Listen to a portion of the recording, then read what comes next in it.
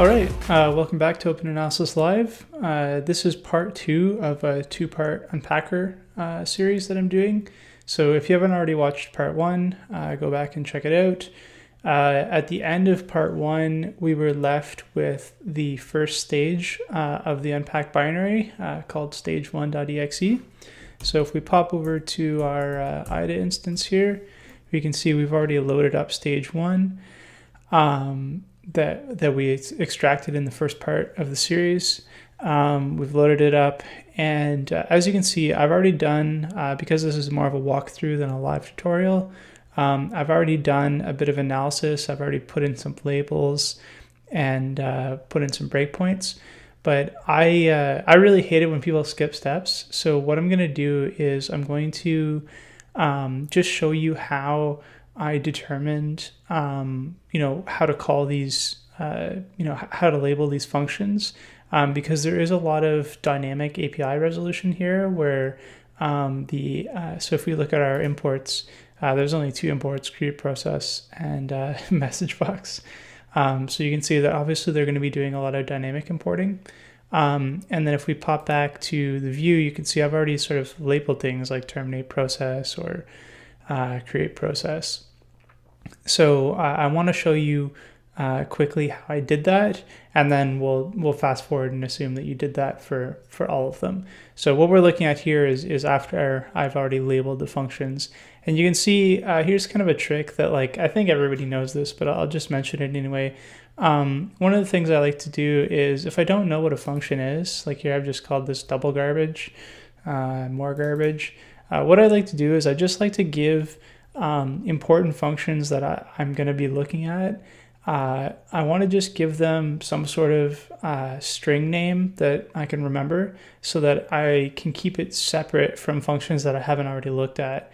So this is like sort of like more of like a malware triage thing where you don't really care too much about what's actually going on. Like, you don't want to have to analyze all this crap. You just want to, sort of get to the important bits and take a look at those.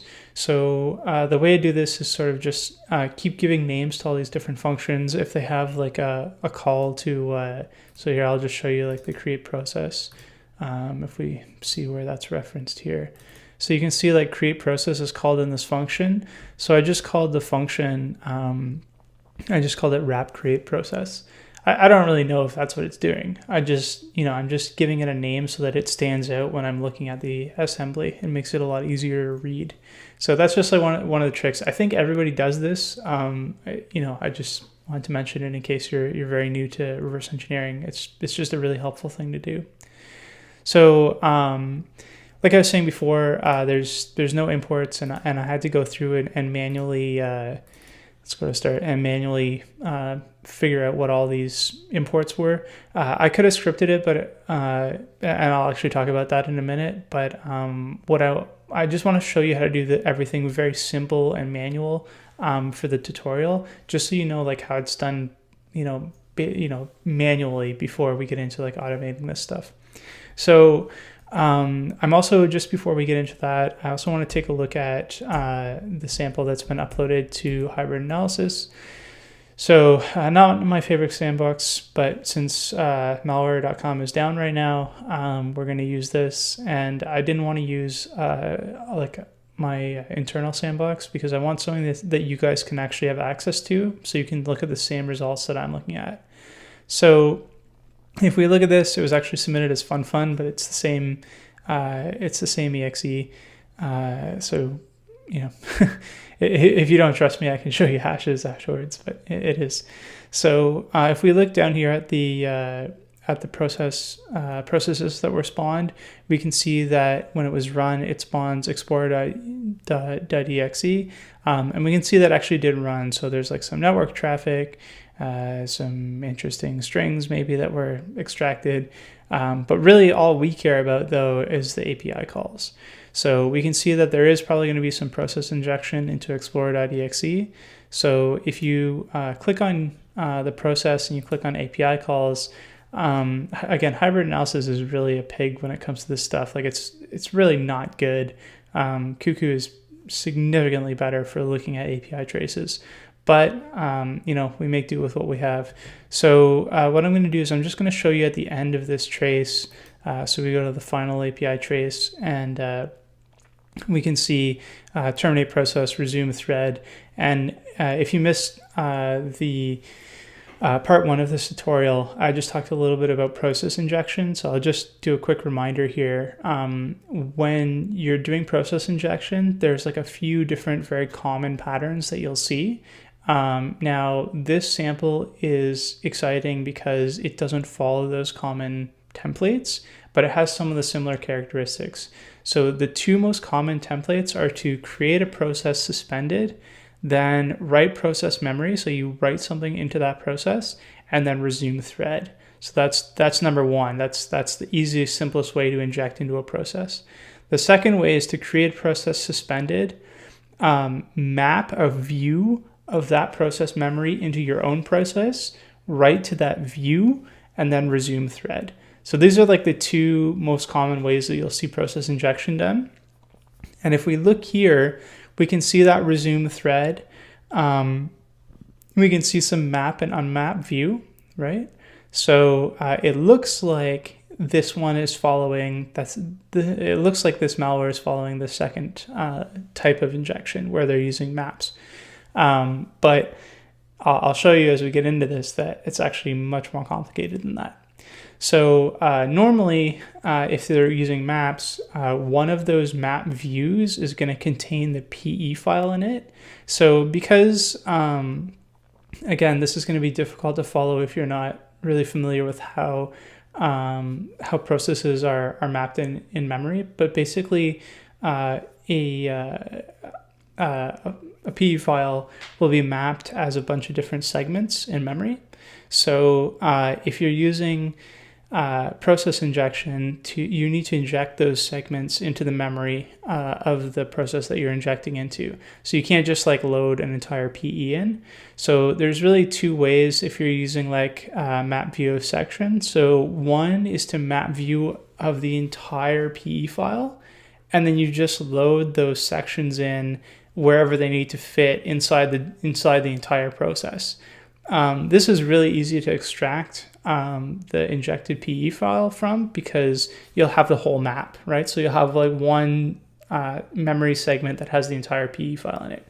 Another much more common way is to have a map for each section in the PE file. So if there's like a text section, data section, R data, whatever, you're going to have that many maps.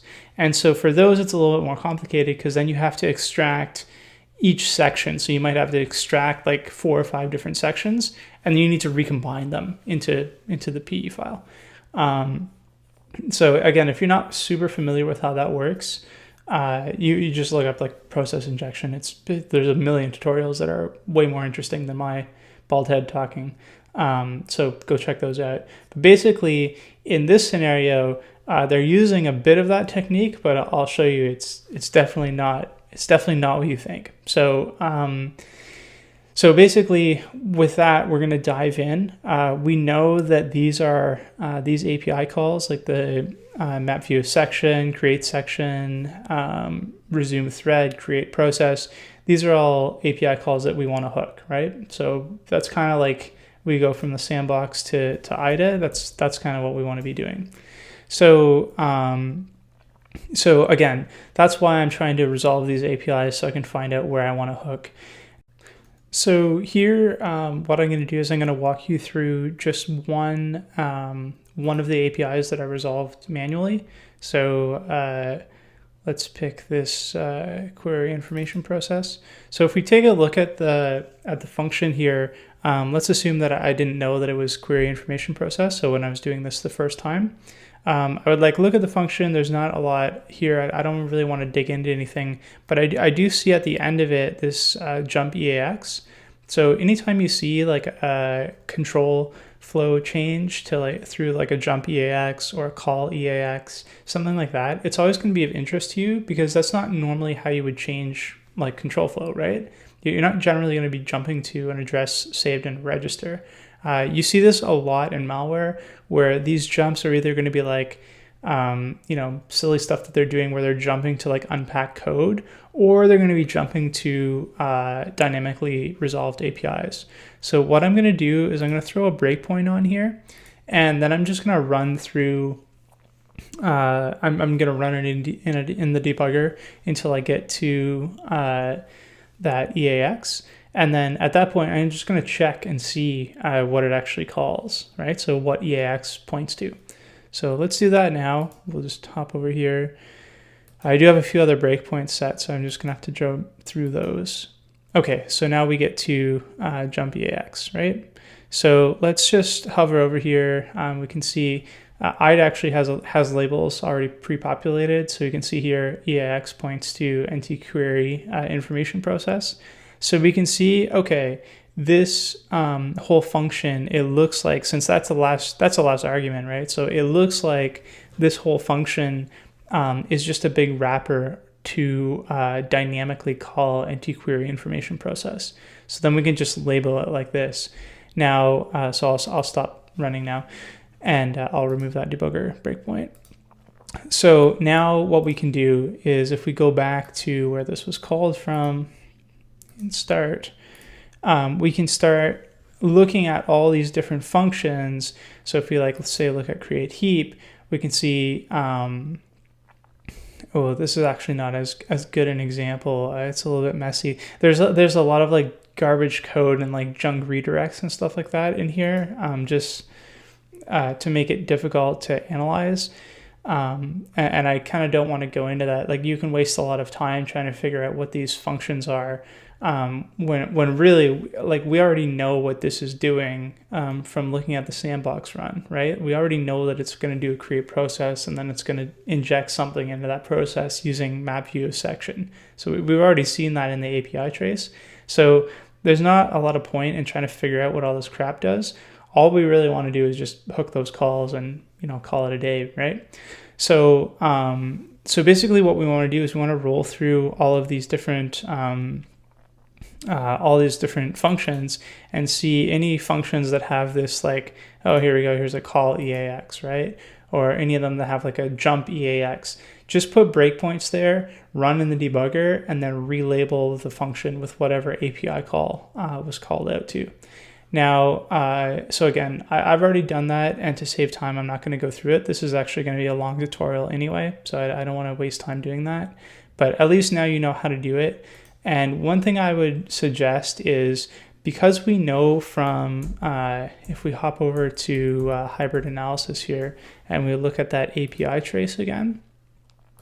So because we know that at the very last traces before that process is resumed is going to be an NT-resume thread, what I would suggest is, while you're going through and labeling the code, because you don't really know what it's doing yet, right? You're just running through it in order to label it. I would suggest putting a breakpoint on NT-resume thread, and then that way, if you ever get there, you can just stop debugging, right, and restart over again, because you never want to, you don't want to actually execute the injected process, right? So the injected process is going to be started in suspended mode anyway, and the only way that it resumes is if somebody calls resume thread on it. So all you have to do is put a breakpoint on NT-resume thread in IDA. So if we again, if we start in the debugger and we pop over here into NTDLL and we go to NT-resume thread, where are we at here?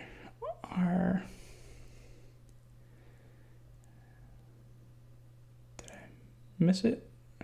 There we go. So if we go to NT-resume thread and we add a breakpoint here, we know that we're never going to get messed up, right? So we know that we're always going to hit that breakpoint before the injected process resumes. So we're pretty safe to just run the debugger at will, and we're going to be pretty safe, right? So that's kind of the trick I would say to use if you if you want to start labeling the code with the debugger live. It is pretty fast. Like I mentioned before, there is a way to script this, because it's going to be a call EAX or a jump EAX. You can actually just write an IDA script to put breakpoints on all of those opcodes. and do it that way. But I don't want to, I really want to focus on like the manual portion of this analysis so that you guys get, how it's like done basically all the steps, and then you can go ahead and script it up if you want to. Okay, so if we go back here, let's jump back to start. Oh, right. Stop, please. Are we at our start function here? Yep. So as we go through and sort of read the code here, we can see we're going to start to see some familiar stuff. I don't really care about the create process anymore. I'll just delete that breakpoint, and I think I have a breakpoint in create process as well. Yeah, I'll just delete that.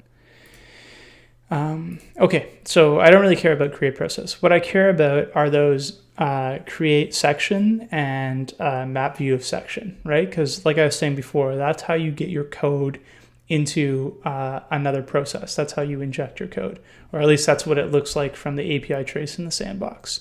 So here you can see I've put a couple breakpoints on reprocess memory, and I will take just a minute to explain how this works.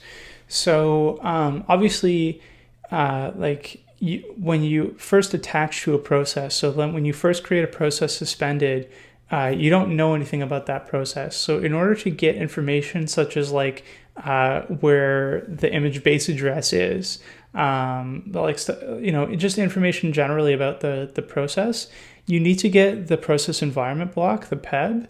And so that's what you'll usually see with process injection. You'll usually see a read process memory from the process where the PEB is, and then they'll parse the PEB manually with like pointer math, in the code.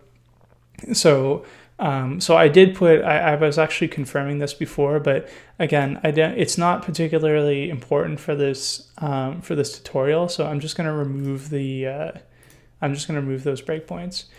So what's going to be important to us, again, delete that breakpoint. What's going to be important to us is these create sections. So I'll add a breakpoint to create section, map view of section, create section. I'll add another breakpoint here, map view of section. Now I've already gone ahead and cheated a little bit, and I have a pointer to a data segment inside this PE file. And so like if we jump there, we can see it's actually the R data segment. And if you want to know how I did this, basically if you look at IDA at this, like, I'm not sure what this is called actually, but it's like a map of like the memory of the PE, and it's color coded. So if you're not familiar with how this works in IDA, see the little arrow that's pointing to like where you are in the code, so you can move around. Everything that's blue is like analyzed like code data, right? So it's code. Things that are, here actually here's the color map right here. So if data unexplored is stuff that they haven't, that hasn't been analyzed.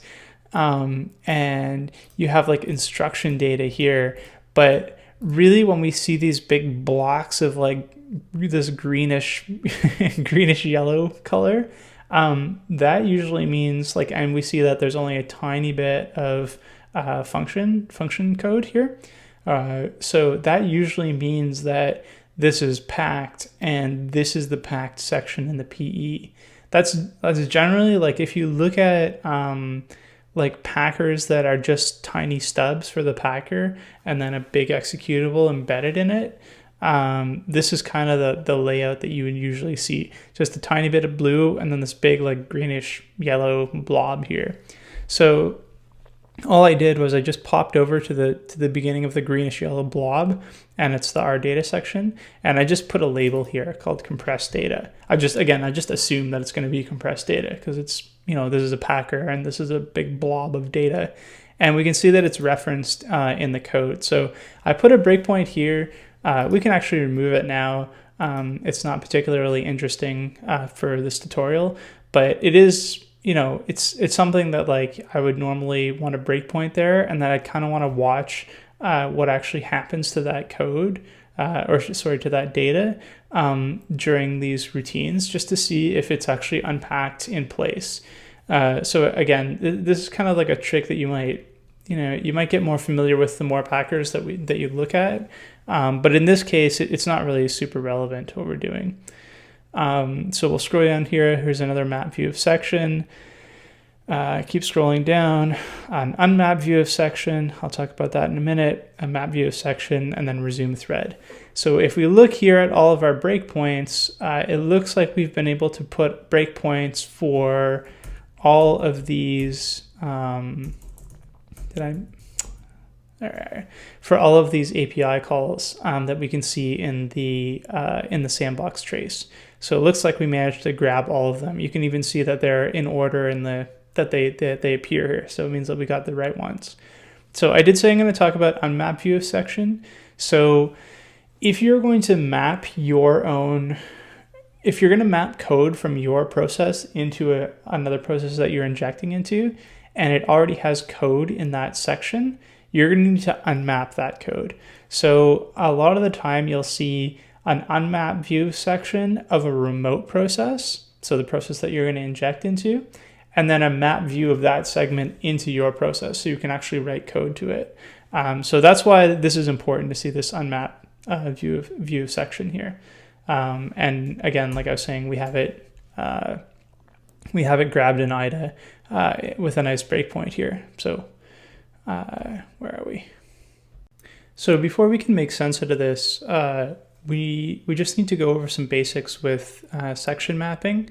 So in order to use like map view of section to write code from your process into another process, each section will need to have two mappings, right? One mapping into the remote process where you want to write the code, and one mapping into your own process where you're actually writing the code, right? So you're going to write it into a memory segment in your own process, which is mapped to a segment in the other process. So one section, two mappings, one remote, one local, okay? And it's kind of confusing to like keep track of this. So what I'm going to do is I'm going to just, I'm going to have a notepad here, and I'm going to just sort of set this up. So I have the section handle. So I'll do like a section handle, and then I'll do a remote address, and I'll do a local address. So we can sort of keep things clear as we go through and step through the code. The other thing I want to do is I want to talk a little bit about the actual arguments that are passed to map view of section. So let's do a map view section. So for those of you who aren't familiar with Microsoft internals, Windows internals, the ZW function is just another entry point for NT functions. So we can look at, and NT functions aren't documented by Microsoft, but ZW ones are. ZW ones are used for like kernel programming, whereas we're in user land looking at the NT interface for NTDLL.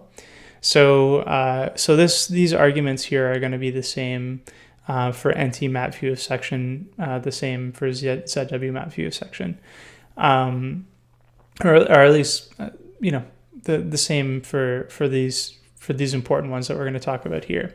So for the first argument is going to be section handle. So this is the actual handle to the section that you've created. The second one's going to be the process handle. So the handle to the process that you're going to be doing the mapping from. Now, again, if you're not familiar with Windows internals, invalid handle or like a null handle is going to be -1 or all Fs, and that means your own process, right? So if you have like a process handle that's all Fs or -1, it means, use my own process. Don't use another process. And then we have the base address, and the rest of this we'll worry about in a bit. But the first three arguments are the most important. And of course, the base address, if you're mapping from a remote process, is going to be the address in that remote process. And if you're mapping in your own process, it's going to be the address in your own process. So that's basically all there is to it. Let's pull up my notepad again here. And we'll pop over to IDA and we'll start debugging. And every time I hit create process or create section, and map view section, I'll take a note in the notepad. Now, the goal of this is going to be at the end, if we look down, we keep on following these all the way down until resume thread. So there's going to be a final map view section here. And what we want to do is we want to take a look at the data that's in that final map view section and see whether that contains the unpacked PE file. So this is like a trick. Again, we're trying to do this fast because, again, trust me, there's a lot more stages here. So we're trying to do this quickly to see whether we can just extract the injected PE file, being kind of lazy with just a couple API hooks. So without further ado, let's get into it. Again, every time we have a create section, okay, so let's pop over create section and let's find out what the handle was for that. Now, I'm not particularly interested about the actual section until it's mapped. So let's pop down until we get to the first mapping here. All right, now I'm interested. So if we look here at the arguments on the stack, so the section handle is 48. It's a local process mapping, and the address here, let's copy this here. And let's take a look at the address.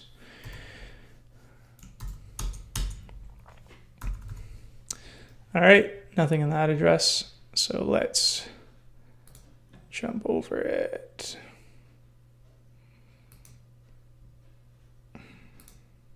Okay, so we have mapped this address here from our own process to handle 48. So let's mark that down.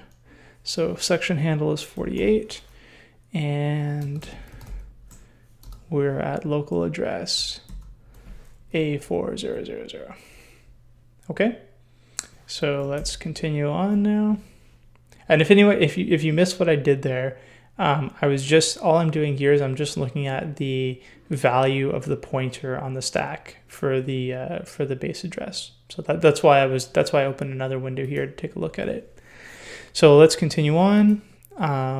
Here's another create section, which again, I don't really care too much about the create sections until I start mapping them. So let's get to map view section. All right, here it looks like it's another section, handle 44, again, a local mapping. And let's step over it and see what the address was that was mapped. So here's the pointer on the stack. Copy that, and then let's go take a look at it. Go. Okay, so we've mapped this address locally. And so that's 44, and it was local, and the local address was 8B000. So this is pretty tedious, pretty tedious work, and I do apologize. We do have to do a couple more of these, but you'll see in the end, this is definitely where it's at. So here we can see there's a remote process. So we can see the process handle is 54, so it's no longer a local process. The section is 44. And the address that we want to be mapped at, let's take a look here.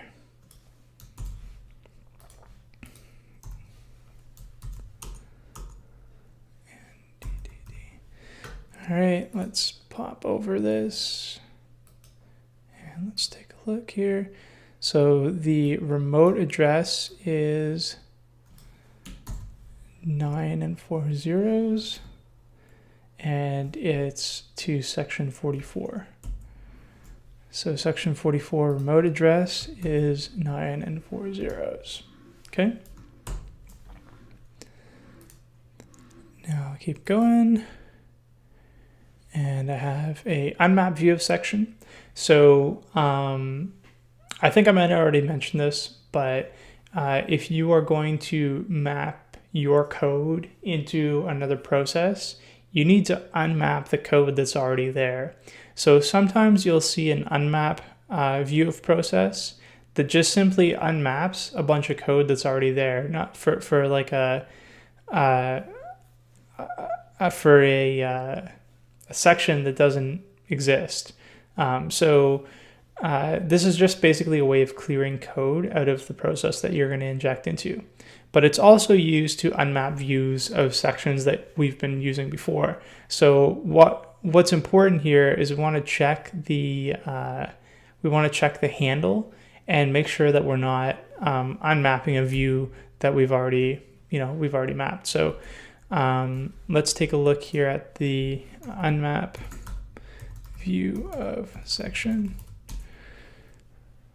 And yeah, sure, let's just look at there should be like a ZW version of this. Just like I said, so there's the process handle and the base address. So these are like the two arguments. So let's go back and we'll take a look and see the process handle. Why are things a little messed up here? I think there's a bunch of extra stuff on the stack here that maybe it gets popped off. Yeah, I think there's a bunch of stuff that gets popped off in this function. So but what we're actually looking for here is we can see that the process handle is 54, which we know is the remote process, and the base address that's being unmapped is this big sucker right here. So let's pop back over to our notepad, and I'm just going to mark down unmap in remote process. Okay. So what that's doing is that's clearing out a code segment in the remote process. So now let's go down to this last map view of section. Okay, interesting. We have it's going to be for section 48, and it's going to be in the remote process. And let's take a look here. Go to this address and take a look at it. So it's going to be at that address that we just unmapped. So let's go back and look at our notepad, and I'll explain the whole picture of what's just happened here. So keep in mind that it's remote process, this giant address that we just unmapped, and it's section 48. So let's pop back to our notepad. Section 48 here, right? And it's being mapped into this address in the remote process, and it's going to be this local address. So let's take a look here at what's, I'm sorry, I have to copy that address. Let's take a look at our code and see what's actually being mapped, right? So what's actually in our process that we're mapping into that address. Because again, that looks like an image-based address. This looks interesting to me, especially since we just unmapped it. So let's come over here and we'll go to that address and see. Oh, hey, look at that. It's a PE. So at this point, we can see, just to go back through it all, we are now mapping a PE into that process over where because it's explorer.exe, I know that that's the image-based address. So we're mapping at the image-based address. We're mapping a PE file into it. So this is kind of like I was explaining. This is very similar to that process I was talking about before, process injection, the second one where you use map view section to inject code in. So what we can do now is we can take a copy of this code that's being injected in, unmap it, and then take a look at it in IDA and see what it does. Now, there's one other thing I want to do because this is kind of interesting, and this is where things get a little bit tricky. So I'm going to pop back to our notepad, and you can see, remember, we also have another mapped section that's mapped in at 9 4/0 hex into the remote process. And it hasn't been unmapped, right? There was no unmap call for that. And if we look here, the next function call is resume thread. So they're going to actually execute that process with that map section mapped. So I'm going to take a copy of that section too, just in case. I want a copy of that just in case it's important and, for some reason. Generally, you would unmap it if it wasn't important, and then so you can clean it up. But for some reason, they're leaving it mapped into the process when they run. And I can tell you now that this is the trick, right? This is the key trick, and why this is difficult to unpack if you're just using, if you think of it as just a normal process injection, because there's a second step here. So without spoiling the fun, let me copy those two sections out, the one that has the PE in it, and then the other mystery one that's mapped at 9 4/0, and then we'll take a look at what they are. So first thing I'm going to do, like I did in the previous tutorial, I'm just going to go over to my hex view, and I'm just going to copy the hex bytes and save as a file. So first I'm going to go to this address here with the MZ, and I'm going to copy it out. Now, one of the things you might have noticed me doing before when I copied the data out was that I didn't seem to care about copying extra bytes at the end of the PE file, and that's because it doesn't really matter. As long as you get the bytes that are used in the PE file, you can append a bunch of junk data onto the end of it. So if you accidentally copy a bunch of an extra bit of a buffer, it doesn't really matter, because when the PE is actually mapped, that data will just be ignored. So all I'm doing now is I'm just scrolling down until I see the end of the buffer, and which then I know that I can stop copying at the end of the buffer. So I'm just, here we go. Looks like we hit the end pretty soon. There's a bunch of garbage here. I might have gone past it.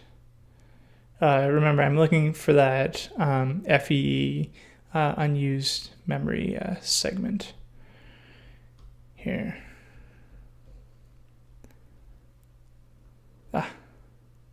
It's just, I think I'm well over where I should be. One of the ways that I could have sort of done this a little bit better is I could have looked at the length of the section to be mapped, and I could have copied that out, but I didn't think about it at the time. I was too busy trying to explain everything as I go. So I'm just gonna, I'll just copy down to here and save the file. And it's gonna be a big file anyway, but we'll deal with that. So we're gonna call this stage2.exe. .bin, and I'm going to save it to the desktop. Okay, and then I'm going to go and copy off that stuff that was saved at 9. Go to that address. Nope, it's 9 4/0. Okay, what's going on here? Copy that. I'd like to go to this address, please. Frustrating.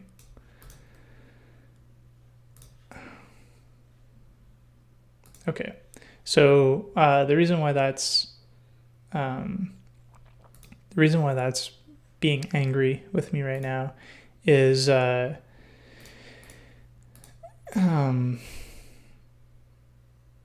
I'm gonna put a label here, is I was in the wrong segment, so it's not able to jump properly. Sorry, I should explain this better. So the reason why I wasn't able to do that is because I was using the address of the memory address of the remote process stupidly. So it's actually the address that I want is this one right here. And so that should work for me now. And I'm just gonna jump over here, open this in a hex file, and go to this address. Why did I copy the wrong one? This is very frustrating.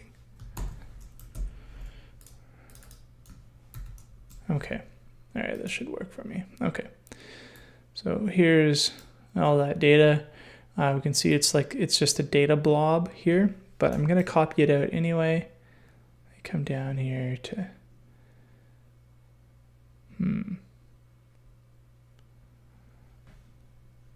oops.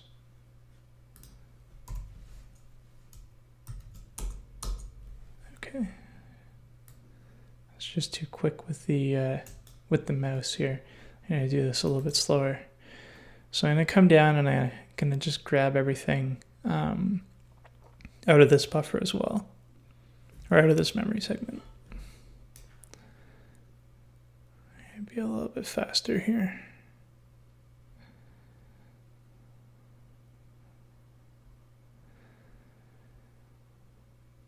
Ooh.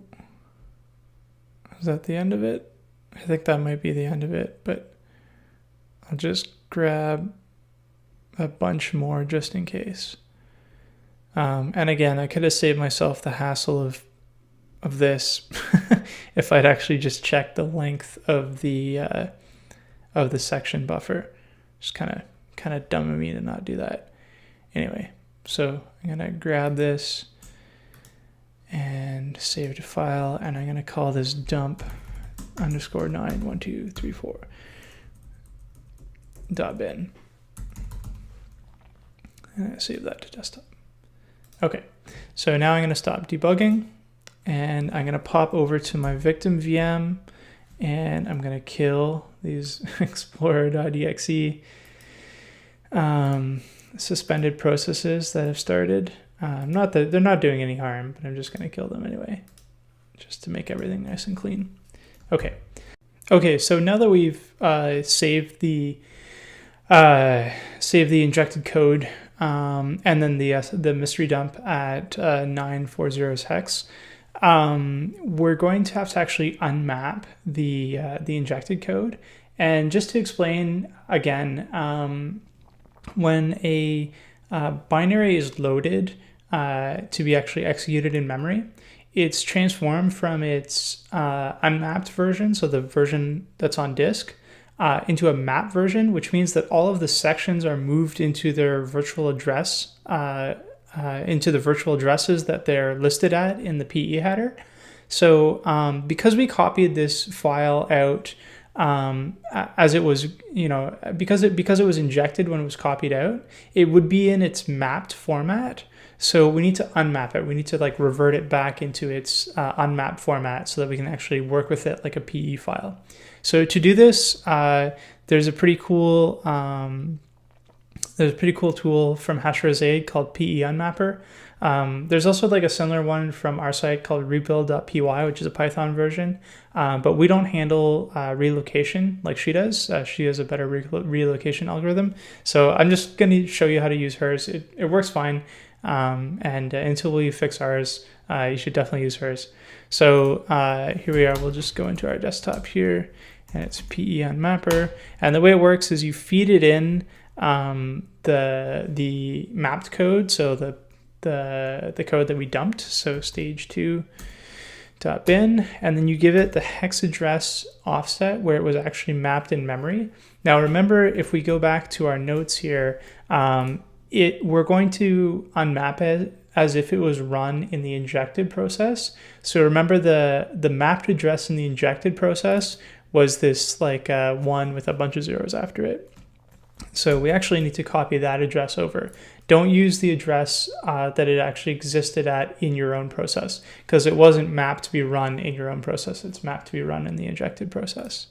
So we'll just paste this in here. and we're going to call it stage2.exe, stage2.exe.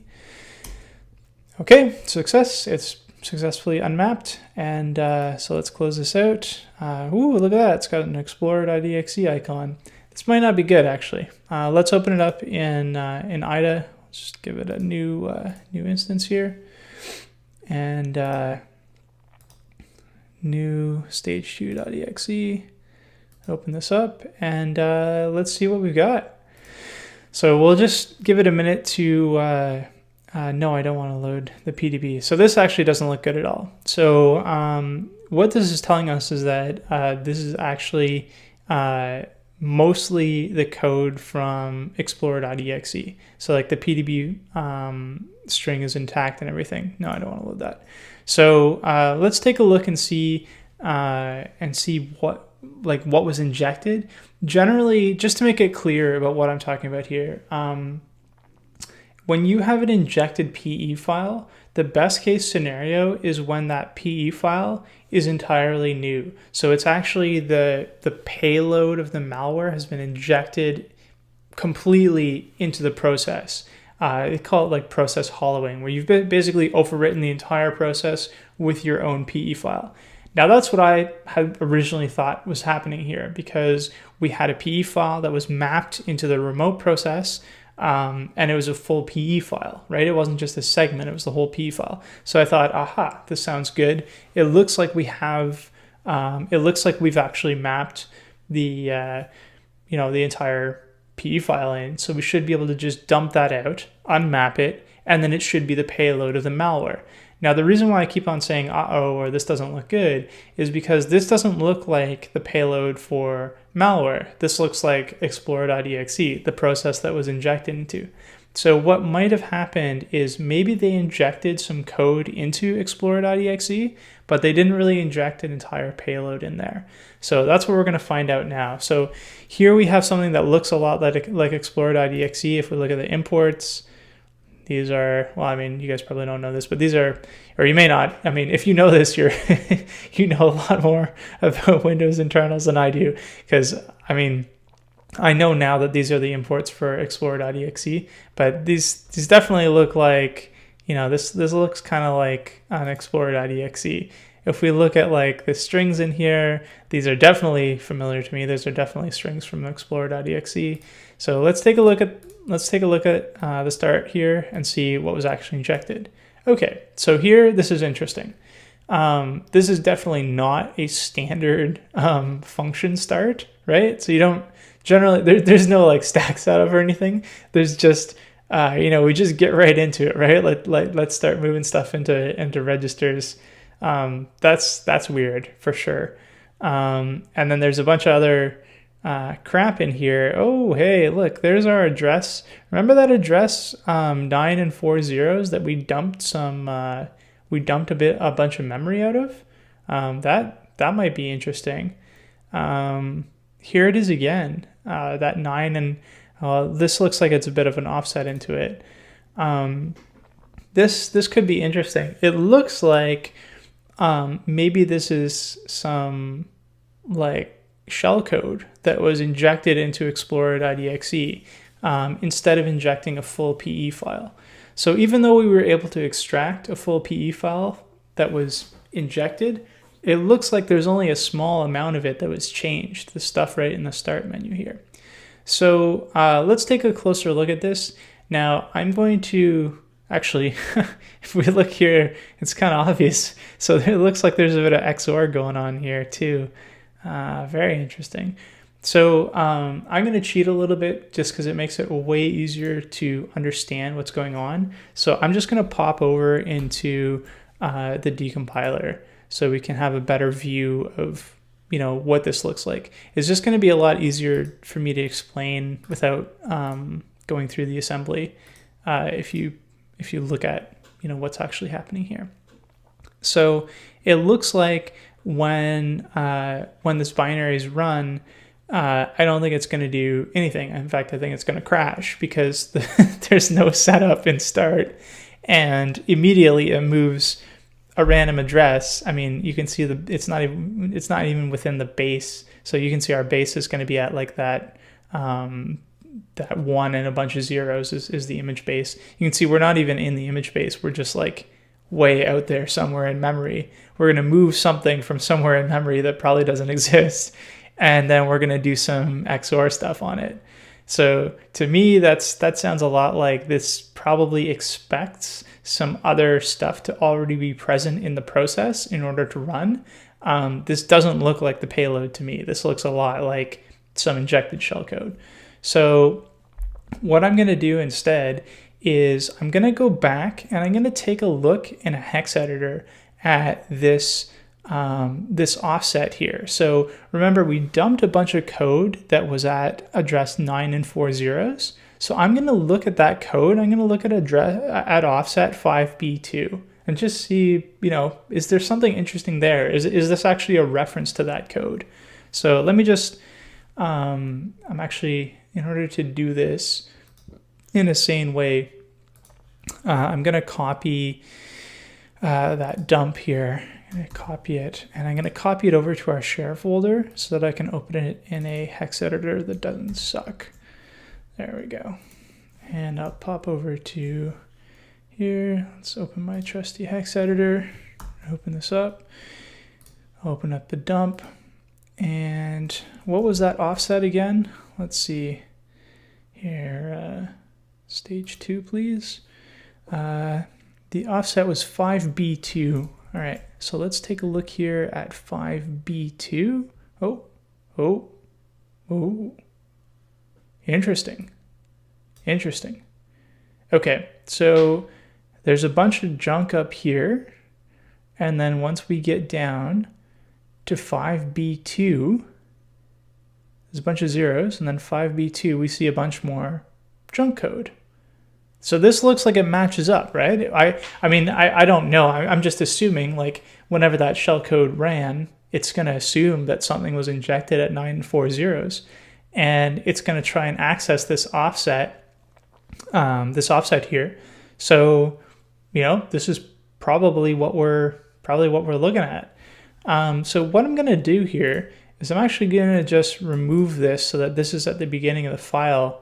And because I don't want to actually run that shellcode, I'm just going to delete this so that so that the beginning of the file is this interesting offset. And I'm going to save this. I'm going to relabel it here. I'm going to relabel it dump 9. So relabel it 9 and 905. What was it? 5B something? 5B4? Let's try that. 5B2, 905B2, B2. Okay, there we go. And I'm going to go back and I'm going to take a look at this algorithm. So we pop over, it looks like we, well, V2. So it looks like we copy over this many bytes. C000 bytes from this offset, and we run it through this what looks like a decryption algorithm. So I'm going to replicate this decryption algorithm in Python, and I'm going to I'm going to take that dump file, the 9.5b2 dump file, and I'm going to run it through that decryption algorithm and see what it spits out. Now, through the magic of video, I'm going to just quickly do this off screen because watching me write Python is boring. Okay, that was easy. Now let's go check out our newly created Python script that has just recreated this algorithm. So let's take a look at it, decode.py. So all we're doing, we just basically took the same algorithm. So you can see here, it's just a rotate left with an XOR in it.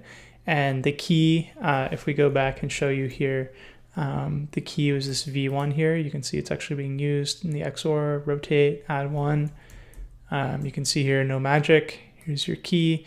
You're doing the XOR, rotate, add one. So same difference. I've just created it in Python. So let's use that Python script and we'll do it live. So with open as read binary as fp,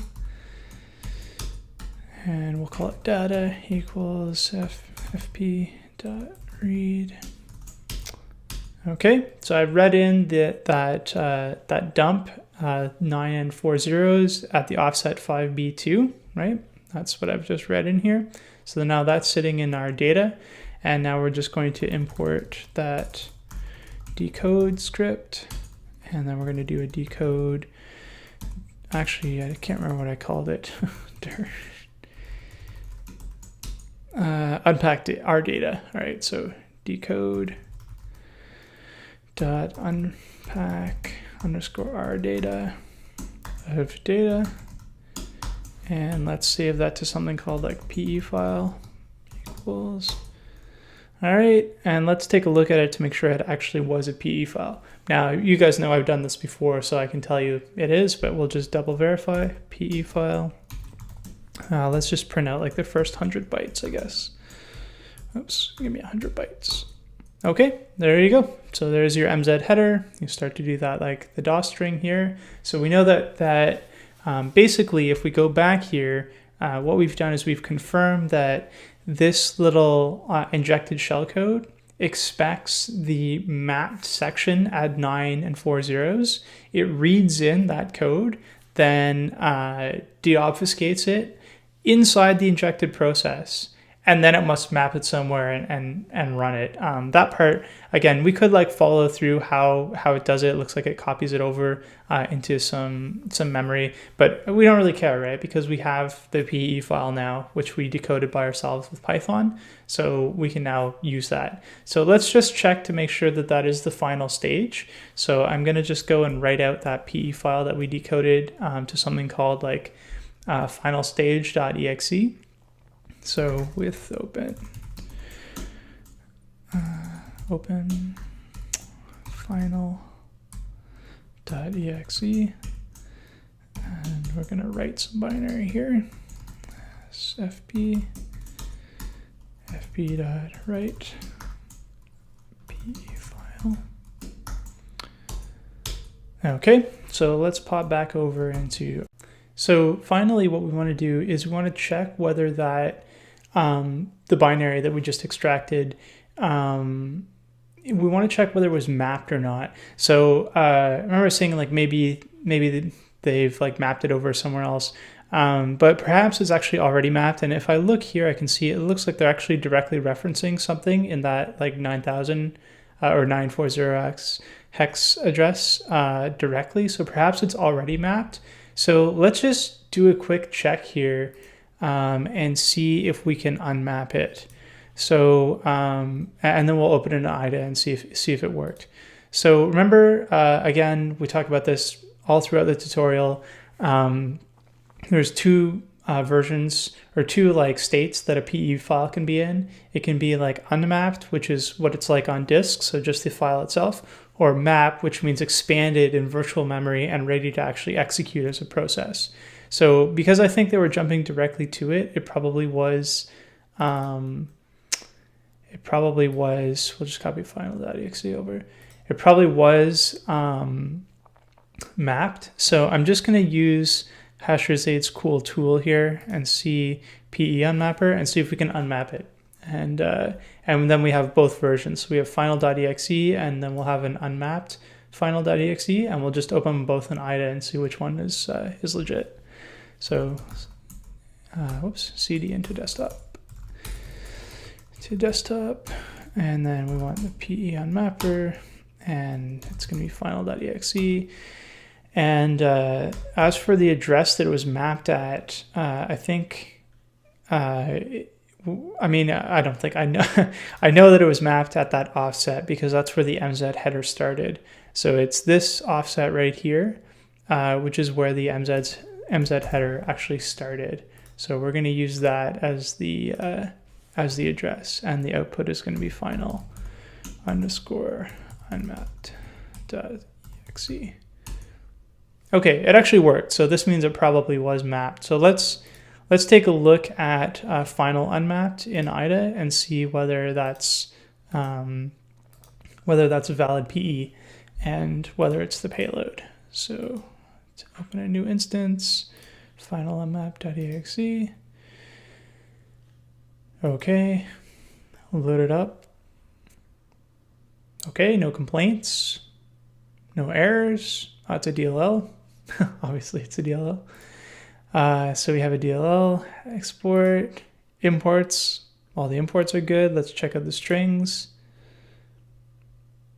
Hey, okay, that looks like some malware. So we've got ourselves a user agent string here. So I think that we are base config. Interesting. So I think that we finally have our payload, our final stage here. And since it is a DLL, so I'm just gonna close this out and I will rename this .dll. Yes, please change it. And so there's our final .dll. So that that concludes the tutorial here today. So that's how you would basically go manually from what we had, which wasn't even running in a sandbox, to the final extracted payload. Now, I do want to mention something here. So this was like a lot of work, a lot of manual work, especially the having to write that small like decryptor in Python. It's kind of a pain, and this is really not a standard injection. Generally, like I was saying before, the packers will just inject the full PE. This is a little bit more tricky.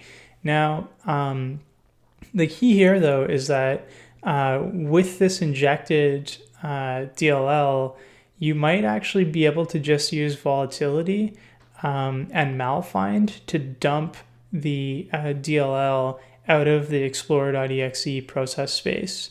So I won't show that here in this tutorial because this was about how to manually unpack stuff. So you know with 100% precision, like this is actually the payload. But I do just want to note here that I think because the process space would have been read-write executable and it's probably not part of the explorer.exe PE mapped sections, I do believe that malfind from volatility will actually grab this. So you could have saved yourself all that time and just used malfind and volatility and just dumped out the process. But this is how you do it manually. I hope this was interesting. I hope you learned something. Please do give me some feedback. Let me know if there's stuff that you want me to skip over. I know that I'm trying to explain stuff in detail, so it can get a little bit tedious, a little bit boring. Hopefully it's not too boring.